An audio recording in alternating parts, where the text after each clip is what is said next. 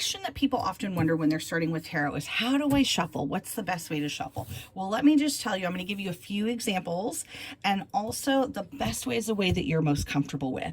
Just be consistent and feel good about it. There's different ways to shuffle.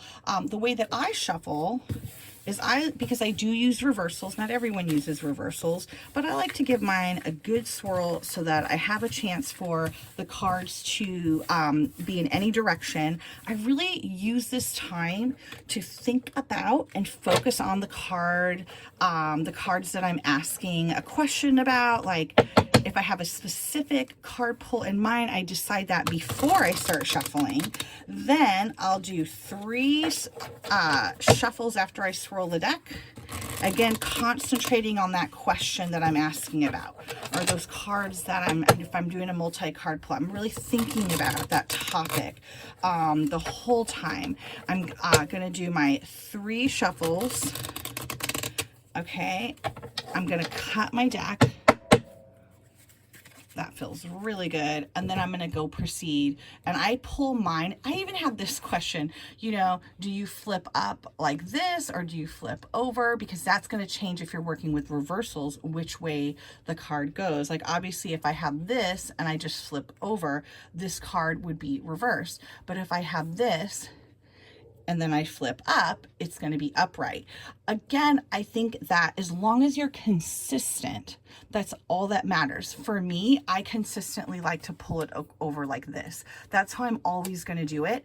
But because I always do it in that way, I really trust my cards to appear in the way I need them to appear, because I am very consistent with how I pull it. If you're going to be someone who's going to consistently be flipping it up, that's fine. You can do that.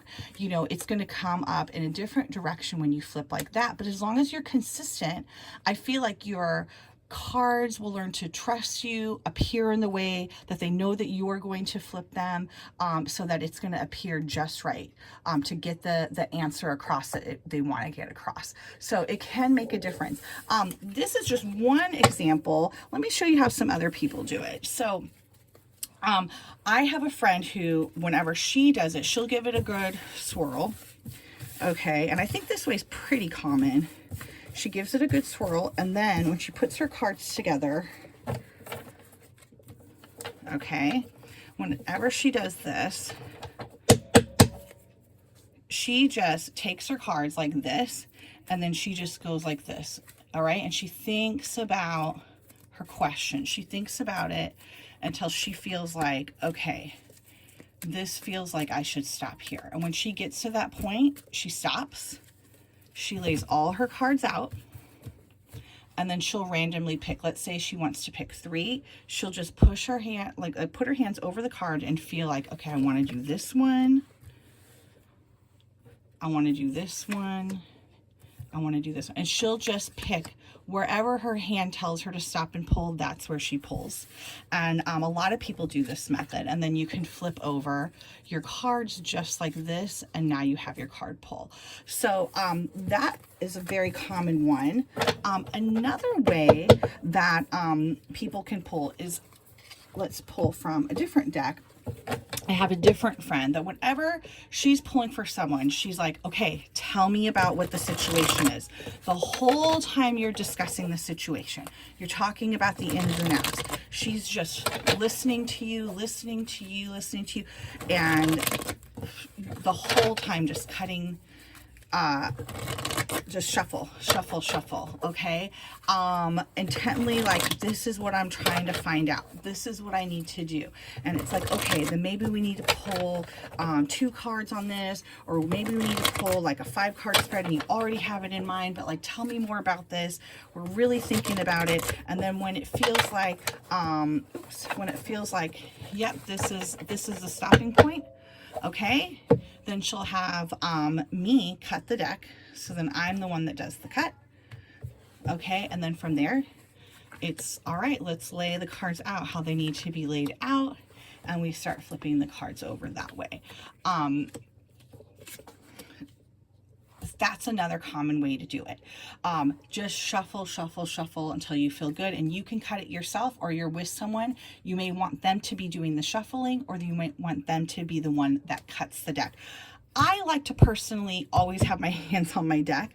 I personally like to shuffle, but if someone feels comfortable cutting the deck, that's a good way also to like engage and include the other person that's getting the card reading in that process. So that's another method that would work. Some people just do a variation on these.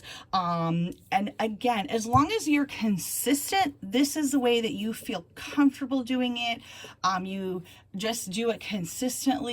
That I think is going to work for you. Now, one thing I will say is sometimes when you're shuffling a card, shuffling a deck, and I've had this happen where you'll shuffle and then poop, out pops the card. I'm not talking about being very messy and they just like kind of something just happens to fall. I'm talking about very clearly your hands are here and it goes boop, or very clearly you're like this and one just flies off and goes upright like that. I'd say maybe happen only a dozen times where I know that my hands are like this and a card will just fly out in a way that it's like, okay, I didn't touch that card. I didn't, it wasn't because of like me not focusing on my deck. Like it really just popped out. When that happens, I always take a note of that card. I'll look at it, write it down, put it back, and I'm like, if you really want me to see this guide, like show me this. And I have to tell you, a ton of times that card will pop back in the spread. It will show up, or it's a complement to another idea that was pulled.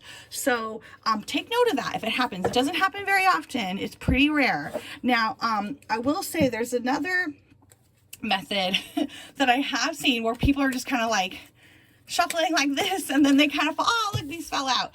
I think that I would say for me it feels like the intention maybe isn't quite as focused and clear with those. It feels a little bit of like a chaotic energy, and I think what tarot does really well is it gives you space to focus, concentrate, really think about something. We quiet that space around you and you have a very calm, clear focus on what it is you're trying to ask about.